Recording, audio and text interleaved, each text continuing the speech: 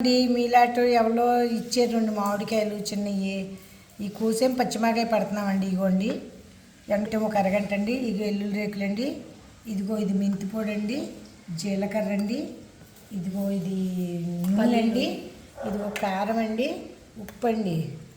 ఏమండో మెంతిపొడి ఆవు పిండి మర్చిపోయాను అనుకుంటున్నారేమో అండి. మర్చిపోలేదండి. కొంతమంది జబ్బులుండి ఆవు పిండి తినకూడదంటే వాళ్ళు ఇలా కూడా పట్టుకోవచ్చని చూపించడానికి. ఆవు పిండి మెంతిపిండి ఎక్కువ సేదు వస్తుందంటే సరిపడా వేసుకోవాలి. ఇలా కూడా పట్టుకోవచ్చండి. జీలకర్ర పొడి మీదండి. ఇదిగోండి కారం అండి. ఇంకా అత్తమాట డైలాగ్ ఎక్కి పాత రికార్డులో వాగనండి. కర్ణాటక కారం అండి, ఉప్పు అండి.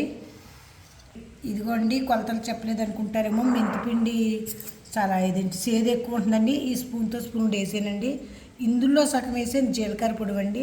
ఉప్పు కారం మీకు తెలుసు కదండి, టేస్ట్ చూసి వేసుకోవాలండి. ఇది ఊరిన తర్వాత మనకు దీనికి తెలుస్తుందండి. నూనె వేసుకుని కలుపుకున్నామండి. కొంతమంది బీపీ ఉన్న హోమియోపతి మందు వాడిన ఆవు పిండి మంచిది కదా అంటున్నారు, కానీ తింటేనే మంచిదని కొంతమంది అంటున్నారండి. అందుకని ఆవు పిండి లేకుండా పట్టాను అన్నమాట ఈ పచ్చడి ఇవాళ.